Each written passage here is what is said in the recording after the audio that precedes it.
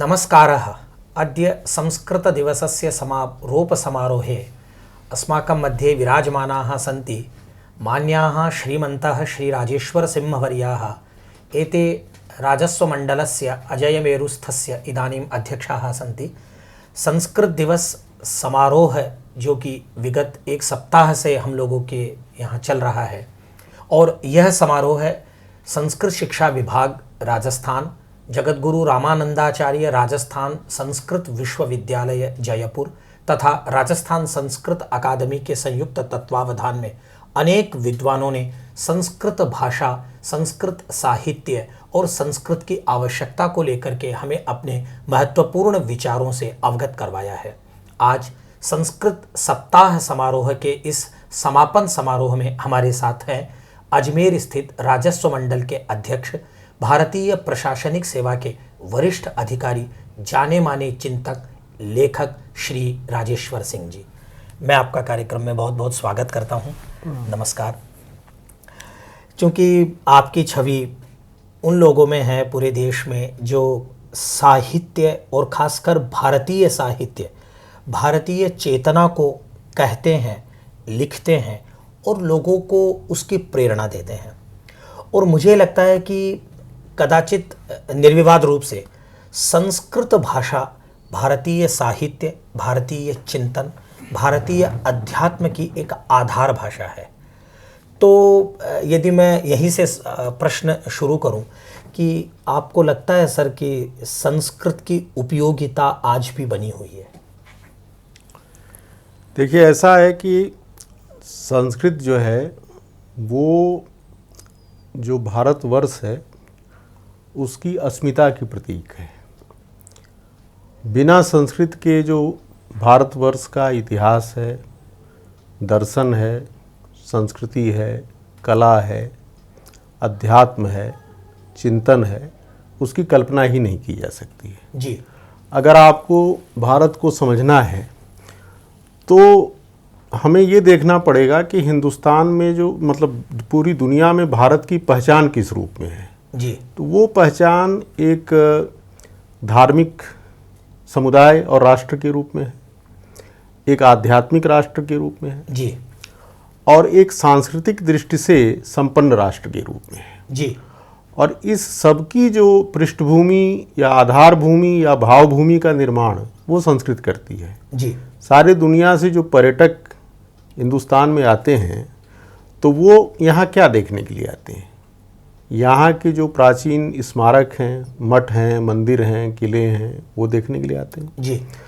और यहाँ के जो प्राचीन विद्याओं के जो विद्वान हैं, प्राच्य विद्याओं के जो विद्वान हैं, उससे सत्संगति और वार्तालाप के लिए आते हैं जी। और उसके माध्यम से वो हमारी संस्कृति और परंपरा को, अध्यात्म को और चिंतन को समझने का प्रयास करते हैं जी।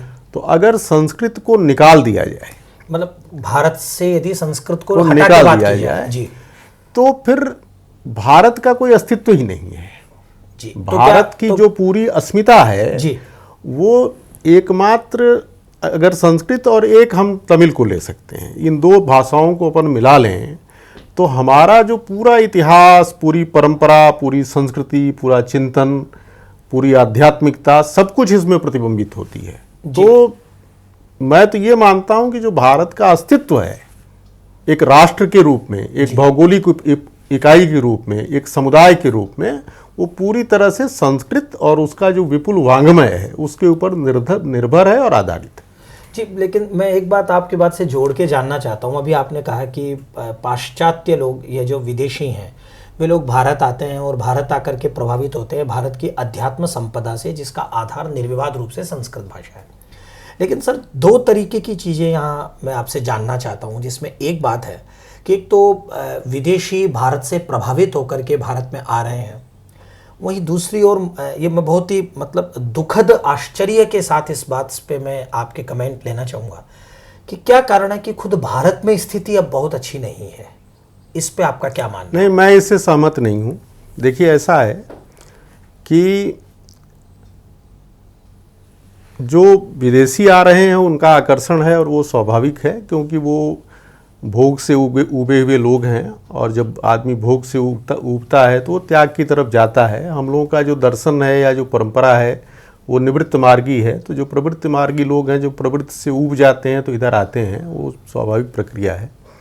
लेकिन जहाँ तक भारत की बात है, मैं ये मानता हूँ कि कश्मीर से लेकर के कन्याकुमारी तक जो एक शब्द हमारा है सनातन, तो सनातन को मानने वाले लोग हैं। जो भी हिंदू है वो सनातन संस्कृति को और सनातन परंपरा को मानता है।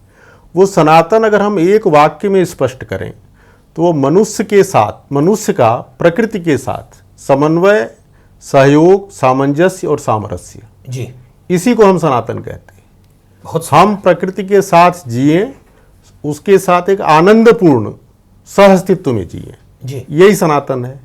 संस्कृत जो है, संस्कृत का पूरा जो वांग्मय है वो इसी सनातन को व्याख्यायित करता है। ये जो मनुष्य का और उसके चारों तरफ जो व्याप्त ये अस्तित्व है, जिसको हम परमात्मा की अभिव्यक्ति के तौर पर स्वीकार करते हैं। एको हम बहुश्याम, मैं एक हूँ, मैंने अपने आप को विभिन्न रूपों में अभिव्यक्त किया हुआ है। तो इसलिए हमारे यहाँ हर पेड़, पहाड़, नदी, समंदर, जीव जंतु जो भी है जगत में, सब में हम देवत्व की उद्भावना करते हैं कि सब में ईश्वर व्याप्त है। तो जब सब में ईश्वर व्याप्त है तो एक जीवन के प्रति, अस्तित्व के प्रति और प्रकृति के प्रति एक दिव्यता और धन्यता का भाव हमारे अंदर आता है। और फिर हमारे यहाँ जो सबसे बड़ी चीज है, जो ईशावास्योपनिषद का पहला श्लोक है कि ईशावास्यमिदं सर्वम यत्किंच जगत्याम जगत तेन त्यक्तेन भुंजीता मां हृदय कस्य सिद्धनम, त्याग पूर्वक उपभोग। मतलब हम उतना ही ग्रहण करें जितना हमें जरूरत है। बहुत सुंदर। और अगर हम उससे ज्यादा ग्रहण करते हैं तो महात्मा गांधी का बड़ा सुपरिचित जो है वो उद्धरण है कि भाई पूरी जो प्रकृति है वो एक मनुष्य के लालच को संतुष्ट नहीं कर सकती है। जरूरत तो सबकी पूरी कर सकती है, लेकिन लालच को पूरी नहीं कर सकती है। तो ये जो गांधी जी ये बात जो कह रहे थे, ये हमारी संस्कृति का एक तरह से एक निचोड़ है, एक उसका जो है ना सार तत्व है ये। जी सर, एक बात मैं आपने जो कही, इस बात से एक बात जोड़ करके जानना चाहता हूँ। चूँकि इलाहाबाद विश्वविद्यालय आपकी अध्ययन की भूमि रही और राजस्थान के 2 बड़े विश्वविद्यालयों के कुलपति का आपके पास लंबे समय तक दायित्व रहा। मोहनलाल सुखाड़िया विश्वविद्यालय उदयपुर के आप कुलपति रहे, राजस्थान विश्वविद्यालय के आप कुलपति रहे, और कला एवं संस्कृति मंत्रालय में आपके पास अकादमियों का, मतलब साहित्य, भाषा, संस्कृति को बहुत नज़दीक से आपने अपने जीवन में देखा ही नहीं, जिया भी सर आपने। तो मैं एक बात यहाँ पे जानना चाहता हूँ, ये बात कि क्या संस्कृत का बढ़ना भारतीय भाषाओं का बढ़ना है या संस्कृत के नहीं होने का नुकसान? कभी ऐसी स्थिति बने आए, हालांकि आपने उसको सिरे से खारिज कर दिया। आपने कहा कि इस भारत की आत्मा संस्कृत है और संस्कृत है मतलब भारत है। तो आपका कैसे मानना है कि भारतीय भाषाओं को, वो भले डोगरी हो, असमिया हो, अवधी हो, मलयालम हो, राजस्थानी हो, पंजाबी हो, कोई भाषा हो, इन सब भाषाओं के लिए आप संस्कृत का होना या भारत की संस्कृति साहित्य के लिए संस्कृत के बचे रहने को किस रूप में आवश्यक मानते हैं? देखिए, ऐसा है कि जो अपनी मैं बात कह रहा था उसमें थोड़ा सा मैं और जोड़ूंगा। जो अपन कह रहे थे कि हमारे यहाँ जो है हमारी संस्कृति परंपरा के प्रति रुचि घट रही है, तो और मैंने कहा कि मैं इसको नहीं मानता हूँ। आप देखिए, कश्मीर से कन्याकुमारी तक और सौराष्ट्र से लेकर के मणिपुर तक जो ये सनातन संस्कृति व्याप्त है, और इसका आधार है धर्म, इसका आधार है आध्यात्मिकता, इसका आधार है सनातन, इसका आधार है प्रकृति में देवत्व का भाव। जी, समझ रहे हैं? इसको सब लोग मानते हैं। इसीलिए आप किसी भी पर्व और त्यौहार पर देखिए तो लोगों की भीड़ उमड़ जाती है। कुंभ मेले में लाखों की भीड़ उमड़ती है, और आज से नहीं उमड़ रही है, जब से भारत सरकार बनी है या भारत आज़ाद हुआ या अंग्रेज आए या मुगल आए, कब से कुंभ मेला लग रहा है इसका कोई इतिहास। तो लोगों की आस्था का सबसे बड़ा जो है प्रमाण ये है। जी। और ये जो जितनी नदियां हैं उतने हमारे तीर्थ हैं, जितने बड़े सरोवर हैं वो सब हमारे तीर्थ हैं। तो आप देखिए कि किस तरह से हमारा जो धर्म और अध्यात्म है वो हमारे परिवेश से हमको अलग नहीं करता है। वो ये बताता है कि उसमें जो तत्व है वही तत्व हमारे अंदर है, और इन जो दोनों तत्वों की एकता है उसको वो रेखांकित करता है। और यह चीज जो है वो भारत में जब अपने दयानंद सरस्वती जी का आंदोलन आया या राजा राम मोहन राय का आया, और जिसको हम लोग रिलीजियस रिफॉर्म मूवमेंट कहते हैं या सोशल रिफॉर्म मूवमेंट कहते हैं, तब भी वो क्या करते थे कि भाई जो दूषण है, संस्कृति के जो दूषण हैं, उससे मुक्त करके जो हमारी शुद्ध वैचारिक परंपरा है उसको रेखांकित किया जाए। इसी के लिए बुद्ध आए, इसी के लिए महावीर आए, इसी के लिए पूरा भक्ति आंदोलन आया जी। कि जहाँ जहाँ ये देखिए स्वाभाविक है, हजारों साल से एक संस्कृति चल रही है, तो उसमें कई बार इस तरह के अंधविश्वास आ जाते हैं, कुरीतियाँ आ जाती हैं, अस्पृश्यता आ गई, महिलाओं के लिए थोड़ी खराब स्थिति हो गई, वो सब कुछ आ गया। लेकिन आप ये देखिए कि हमारी जो प्रस्थान त्रयी है, जो हमारे उपनिषद है, जो गीता है, जो ब्रह्मसूत्र है, वो जिन सार्वकालिक और सार्वभौम सत्यों का प्रतिपादन करते हैं जी। हिंदुस्तान का जनमानस आज भी उसमें यकीन करता है, उससे प्रेरणा ग्रहण करता है और करता रहेगा। और अगर वो नहीं करेगा तो इस हिंदुस्तान का कोई अस्तित्व नहीं बचने वाला है। एक तो ये बात। दूसरे जो ये कहा गया है, जो आपने प्रश्न किया अभी कि एकम सद्विप्रा बहुधा वदन्ति, यही जो सनातन का बोध है ये सारी भारतीय भाषाओं में जो है वो प्रकट हुआ है और अभिव्यक्त हुआ है जी। और उसका कारण क्या है? हमारी जो परंपरा है उसकी शुरुआत कहाँ से हुई? वेदों से। वेद से हुई है। तो वेद हैं, उपनिषद है, गीता है, ब्रह्मसूत्र है, 18 महापुराण है, तमाम स्मृतियां हैं, तमाम नीति ग्रंथ हैं, और इनमें जो भरी हुई वैचारिक संपदा है, उसी संपदा को पढ़ करके उसी से तो लोगों ने प्रेरणा ग्रहण करी है। जैसे आप श्रीमंत शंकरदेव को देखिए, तो वो असमिया में लिखते थे जी, और उन्होंने असम के गांव-गांव में नामघर बनाए, लेकिन उसका जो मुख्य प्रेरणा थी वो तो वैष्णव प्रेरणा थी। मणिपुर की जो संस्कृति है वो पूरी विष्णु की पूजा पर आधारित है जी। आप जो है महाराष्ट्र में जाइए तो जो मराठी भाषा है जो, हाँ, अब जैसे समर्थ स्वामी रामदास ने आम जनता के भले के लिए या फायदे के लिए दासबोध की रचना की, वो मराठी में लिखा हुआ है, लेकिन उसका अगर मूल तत्व देखिए संस्कृत भाषा, तो वो सारा संस्कृत से है। अच्छा, फिर समानता की बात आप देखिए कि संस्कृत और तमिल लगभग पैरेलल चलते हैं, लेकिन जो अपना कुरल है, तिरुकुरल जी जी, तमिल तिरुवल्लुवर का, उसको आप पढ़िए और हमारे किसी भी नीति ग्रंथ को उठा के दे दिए तो दोनों में साम्य है जी। तो बेसिक क्या है कि कश्मीर से कन्याकुमारी तक, ये जिसको विष्णु पुराण में वो कहा गया ना कि उत्तरम यत् हिमाद्रिश्चैव दक्षिणम वर्ष तद भारतम नाम भारती यत्र संत।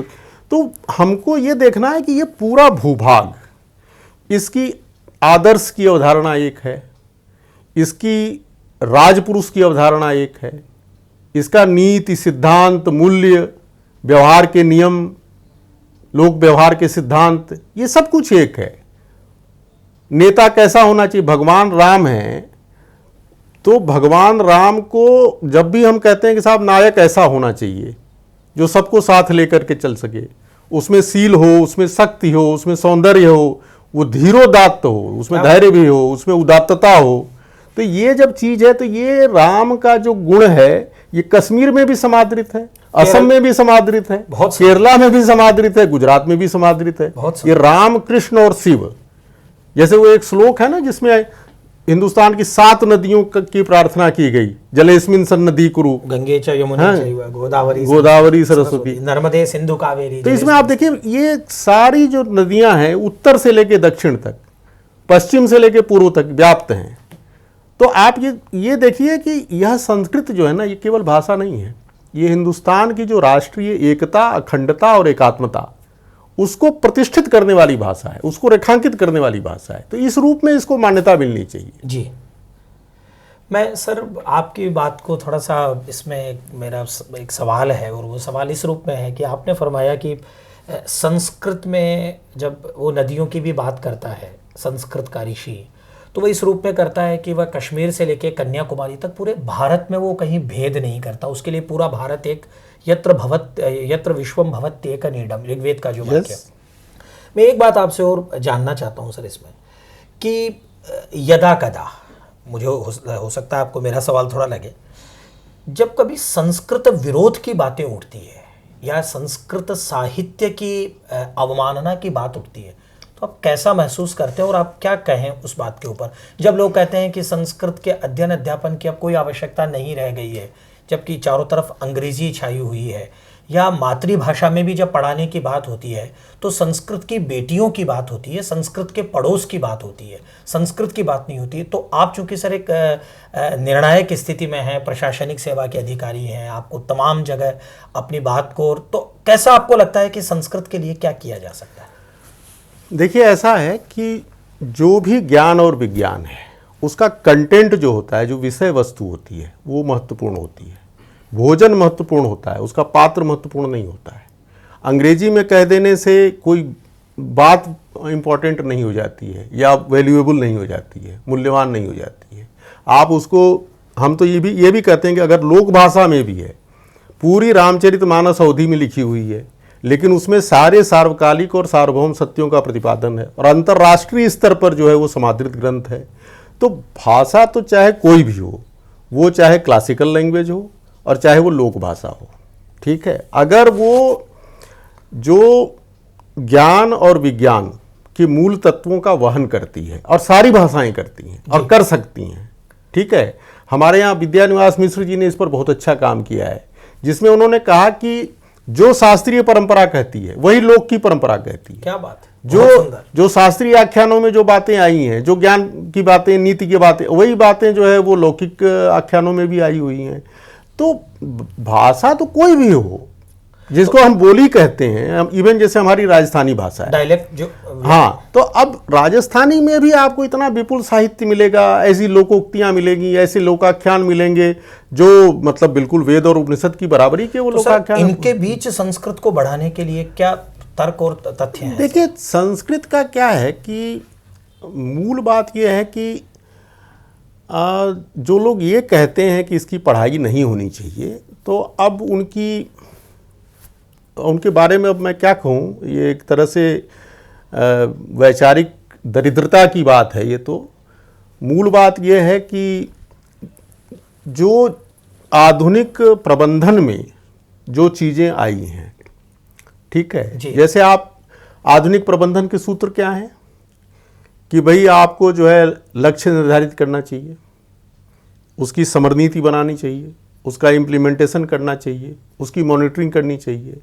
आप पूरा नीति शास्त्र देख लो, वो शुक्राचार्य का देख लो, आप कामंदक का देख लो, चाणक्य का देख लो, और बहुत सारे इस तरह के, विदुर का देख लो, तो सारे नीति शास्त्रों में किस तरह से राज चलाया जाए, कैसे प्रशासन चलाया जाए, कैसे जनता से व्यवहार किया जाए, टैक्सेशन पर जो अर्थशास्त्र है उसका सारी दुनिया में अध्ययन हुआ है। उससे अच्छा राजा को किस तरह से अपना वो कोष, अपनी सेना, अपना मंत्रिमंडल कैसे गठित करना चाहिए, कैसे अपना दुर्ग बनाना चाहिए, वो सारी व्यवस्थाएं उसमें बताई हुई हैं। तो बहुत सारी, जैसे अब एक चीज़ है, लोग कहते हैं कि साहब एक लक्ष्य तय करके काम करना चाहिए। अब गीता कहती है व्यवसायात्मिका बुद्धि रेके कुरु नंदन बहुशाखा अनंताश्च बुद्धियो अव्यवसायी नाम। ये जो लोग करते हैं ना कि आज तो कुछ तय किया, कल कुछ किया, आज राजनीति कर रहे हैं, कल साहित्य में जा रहे हैं, परसों अध्यात्म में जा रहे हैं, चौथे दिन प्रशासन में जा रहे हैं, पांचवें दिन वकालत का ख्वाब देख रहे हैं कि भाई ये आदमी कुछ नहीं कर सकता है। तो गीता कहती है ना इसको कि भाई एक चीज, व्यवसायात्मिका बुद्धि रेके कुरु नंदन, एक चीज पर निर्धारित करो। फिर जैसे आया कि साहब मन भटकता है, तो उसके लिए भी उन्होंने कहा कि भाई चंचलम ही मना कृष्ण प्रमाथि बलवदृढ़ तस्याहम निग्रहम मन्ये वायुरिव दुष्करम। फिर ये तो प्रश्न था अर्जुन का कि भाई मन अनकंट्रोलेबल है।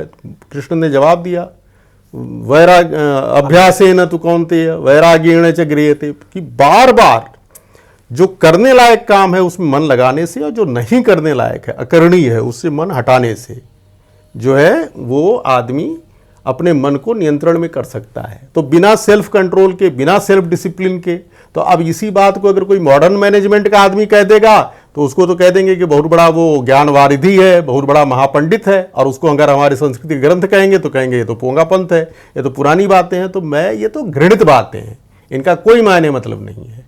इस पर रिसर्च होनी चाहिए, और मुझे पूरा यकीन है, मैं कुछ थोड़ा बहुत हमने भी पढ़ा है, लेकिन इस पर विशद शोध की आवश्यकता है कि मुझे लगता है कि हमारे ग्रंथों में प्रबंधन के इतने महत्वपूर्ण तत्व समाहित हैं इतने महत्वपूर्ण कि अगर उनको एक जगह एकत्र किया जाए जी, तो अपना जो मॉडर्न मैनेजमेंट है उसके समानांतर एक नया प्रबंधन जो है ना, विज्ञान, वो हम लोग लागू कर सकते हैं, वो चला सकते हैं। जी। प्रॉब्लम यह है कि संस्कृत की जो लोग आलोचना करते हैं उनको संस्कृत का क ख ग घ भी नहीं पता है, ABCD नहीं पता है। तो जो आदमी गीता के बारे में बोलेंगे, ठीक है, तो लेकिन गीता पढ़ के बोलिए ना, गीता आप पढ़िए। मतलब आलोचना अगर गीता के 700 श्लोक हैं और आपने एक श्लोक नहीं पढ़ा, गीता पे आप और या 7 श्लोक नहीं पढ़े और गीता पर आप व्याख्यान देना चालू कर दिए, तो ये तो ऐसे ही है कि आपको फिजिक्स का ABCD नहीं आ रहा है और आप न्यूटन और आइंस्टीन पर जो है सवाल उठा रहे हैं। जी तो सर, इसको पहले जानने समझने का प्रयास होना चाहिए। और सबसे बड़ी बात है कि राष्ट्रीय सरकार और राज्य सरकार, और इवन मैं तो कहता हूं कि नीचे जिला परिषद और पंचायत लेवल पर भी ऐसी व्यवस्था होनी चाहिए कि जो हमारी नई पीढ़ी है वो हमारे प्राचीन ग्रंथों में कौन से सार्वकालिक सत्य बताए गए हैं, कौन से नीति के नियम बताए गए हैं, इन सारी चीज़ों के बारे में युवा पीढ़ी को परिचित कराए। इसका एक छोटा सा हिस्सा, चाहे भारतीय संस्कृति के नाम से हो या जैसे भी हो, सनातन संस्कृति के नाम से हो, उसको जो है सारे पाठ्यक्रमों का पाठ बनाया जाना चाहिए। उसको प्राथमिक कक्षाओं से लेकर के MA तक जो है पढ़ाया जाना चाहिए, ताकि इस तरह की मूर्खतापूर्ण टिप्पणियाँ जो है वो नहीं आए, जो जानकारी के अभाव में होती हैं। जी, ठीक है, इवन अब तो बहुत सारी IITs ने जो है प्रारंभ किया है अपने यहाँ गीता पर और उपनिषद पर और इन सारी चीज़ों पर उन्होंने कोर्सेज प्रारंभ किए हैं। और आप देखिए जितने, जैसे आपका ये जो हरे कृष्ण वाला संप्रदाय है, इस्कॉन वाले जो लोग हैं, इनमें बहुत से लोग हैं जो टेक्नोलॉजी और मैनेजमेंट में बहुत हाईएस्ट लेवल की डिग्री प्राप्त करके और उन्होंने अपना जीवन समर्पित किया हुआ है। तो जीवन के मूल तत्व को समझना, हमारा और प्रकृति का कैसे सामंजस्य हो, हमारा और हमारे पड़ोसी का कैसे सामंजस्य हो, ये जो साइंस और टेक्नोलॉजी है और जो मॉडर्न मैनेजमेंट है और ये जो ओवर कॉम्पिटिटिवनेस है, इसने दुनिया को कहाँ तक पहुँचाया है। आप देखिए अभी सामने आपके कोरोना का जो है, जी सर, जिस तरह से प्रकृति जो है, जब आप प्रकृति के लिए संकट पैदा करते हैं तो पलट के जब प्रकृति संकट पैदा करती है तो किस तरह से लोग पलायन करके अपने घरों में घुस जाते हैं, उसका सीधा प्रमाण हमने देखा है। तो जब तक ये जीवन का जो शाश्वत सार्वभौम सार्वकालिक सत्य है उसको हम लोग समझेंगे नहीं, आत्मसात नहीं करेंगे, तो इसी तरह की गलतियां करेंगे और ऐसी मूर्खतापूर्ण टिप्पणियां करते रहेंगे। सर मैं एक बात तो इसमें आपसे और चलते चलते, चूँकि हम इस जो दर्शक हमें देख रहे हैं, मैं उन्हें एक बार बताना चाहता हूँ, हमारे साथ आज संस्कृत दिवस जो उस पर जो संस्कृत सप्ताह का आयोजन हुआ है उसके समापन समारोह में हम सबका मार्गदर्शन कर रहे हैं श्री राजेश्वर सिंह जी, जो कि भारतीय प्रशासनिक सेवा के वरिष्ठ अधिकारी हैं तथा अभी अजमेर स्थित राजस्व मंडल के अध्यक्ष हैं। सर मैं एक बात आपसे जानना चाहता हूँ, ये एक प्रासंगिक सवाल है कि मीडिया, सोशल मीडिया, हम देख रहे हैं कि तमाम भाषाएं और तमाम प्लेटफॉर्म हैं हम लोगों के पास में, फेसबुक है, इंस्टाग्राम है, ट्विटर है, व्हाट्सएप है, या इधर वाली मीडिया है, भले वो प्रिंट मीडिया, इलेक्ट्रॉनिक मीडिया है।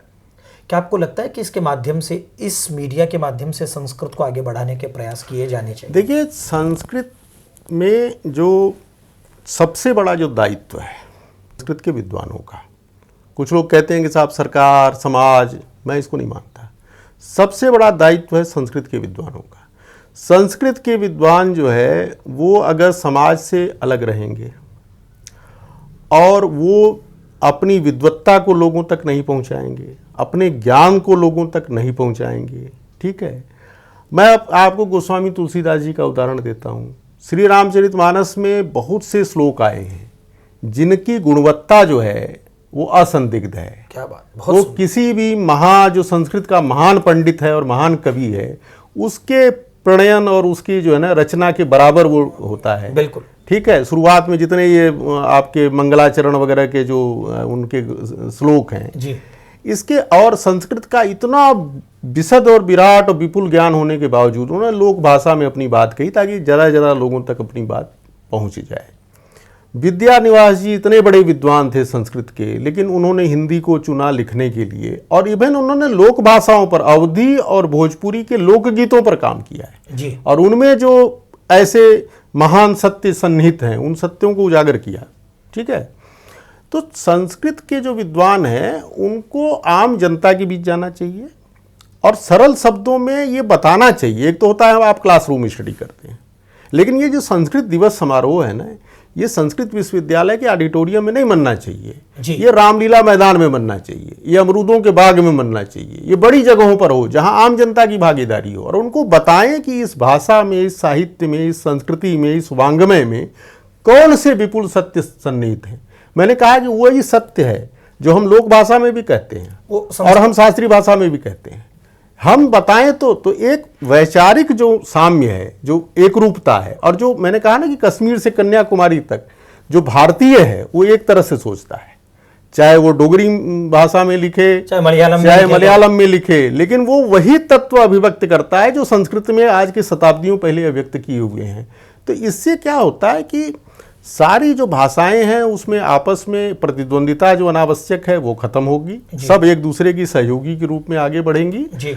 और जितना संस्कृत का अध्ययन अध्यापन होगा, आप देखिए संस्कृत पढ़ करके जो जिन लोगों ने हिंदी में साहित्य सृजन किया है उनके साहित्य का कोई मुकाबला नहीं है। हमारे डॉक्टर नामवर सिंह थे, हिंदी के इतने बड़े विद्वान थे और कम्युनिस्ट भी थे वो, लेकिन इसके बावजूद भी जो उन्होंने इतना उत्कृष्ट कोटि का साहित्य रचा उसका कारण ये था कि उनके संस्कृत के अध्ययन की पृष्ठभूमि थी। वो पृष्ठभूमि नहीं होती ना तो वो इतना अच्छा साहित्य नहीं रच सकते थे।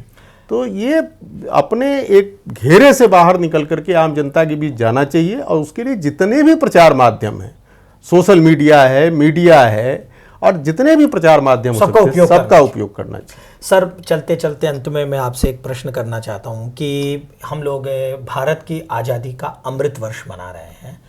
15 अगस्त से हमारा एक 75वां वर्ष प्रारंभ हुआ है, जो अगले 15 अगस्त को हम लोग पूरा करेंगे। चूँकि हमारा स्वतंत्रता दिवस अभी गया ही है, तो आपको क्या लगता है कि आपने कहा कि संस्कृत विद्वानों का दायित्व है, तो संस्कृत विद्वानों, संस्कृत प्रेमियों, संस्कृत छात्रों आज़ादी के 75 वर्ष बाद इनको किस रूप में अपनी भूमिका का निर्वहन करना चाहिए, इस पर आप क्या कहेंगे? मैं तो आपको एक ही चीज़ बताना चाहता हूँ कि चंद्रशेखर आज़ाद वो हमारे काशी में संस्कृत के विद्यार्थी, न्याय शास्त्र के विद्यार्थी, ठीक है, और 14 साल के बालक थे जब उनको अरेस्ट किया गया भारत माता की जय का नारा लगाने के लिए। और उसके बाद उस बालक के शरीर पर कोई 14 या 20 जो भी है कोड़े बरसाए गए और हर कोड़े पर उन्होंने भारत माता की जय। तो ये जो प्रेरणा है कि शाश्वत सत्य जो है, मनुष्य की स्वतंत्रता, निर्णय लेने की उसकी जो स्वतंत्रता है वो एक शाश्वत सत्य है। शरीर क्षणभंगुर है, नश्वर है, इसकी उस सत्य की रक्षा के लिए अगर आदमी प्रवृत्त है तो इस शरीर की वो परवाह नहीं करता है। इसको उन्होंने अपने व्यवहार और आचरण से, 14 साल के बालक की कितनी परिपक्वता होती है, लेकिन उन्होंने उसको हंसते हंसते सहन किया और हर कोड़े के बाद वो भारत माता की जय का नारा लगाते थे। तो हिंदुस्तान की जो आज़ादी की लड़ाई हुई है उसका जो मूल प्रेरणा आती है महात्मा गांधी और जवाहरलाल नेहरू और वल्लभ भाई पटेल, ये बाद में आए, लेकिन आप शुरुआत के दौर का देखिए, लोकमान्य बाल गंगाधर तिलक संस्कृत के कितने बड़े विद्वान थे, उन्होंने गीता रहस्य के नाम से किताब लिखी है, गोपाल कृष्ण। और सबसे बड़ी बात है कि जो पूरा सोशल रिफॉर्म मूवमेंट था, दयानंद सरस्वती से लेकर राजा राम मोहन राय तक, इनका क्या था, ये पश्चिम के लोगों की प्रतिक्रिया में शुरू हुआ, अंग्रेजों की प्रतिक्रिया में शुरू हुआ। और उसने जब हमने देखा कि इनकी संस्कृति, इनकी परंपरा, इनके चिंतन के मुकाबले हमारी संस्कृति, हमारी परंपरा, हमारा चिंतन बहुत ज़्यादा समृद्ध है, हम बहुत ऊंचे उठे हुए लोग हैं, तो जब ये तुलनात्मक हमें श्रेष्ठता का अनुभव हुआ तब तो हमारे अंदर आज़ादी की प्यास जगी जी। तो इसलिए जो स्रोत है वो तो संस्कृत में है। तो विद्वानों को, सरकार को, समाज को, नागरिकों को, युवकों को, सबको मिलकर प्रयास करना चाहिए और इस भाषा की जो पुरानी प्रतिष्ठा है, पुराना गौरव है, उसको बहाल करने की कोशिश करना चाहिए। बस हम एक शब्द में ये कहेंगे कि हिंदुस्तान की आत्मा को अगर अभिव्यक्त होना है और इसकी आत्मा को अगर समझना है तो उसके लिए संस्कृत से बड़ा और बढ़िया कोई माध्यम नहीं। सर, आपने अपना महत्वपूर्ण कीमती समय हमें दिया और राजस्थान संस्कृत अकादमी, जगत गुरु रामानंदाचार्य राजस्थान संस्कृत विश्वविद्यालय तथा संस्कृत शिक्षा निदेशालय राजस्थान आपके प्रति अपना आभार प्रकट करता है। आपका मार्गदर्शन हमें प्राप्त होता रहेगा, इसी आशा के साथ नमस्कार। धन्यवाद।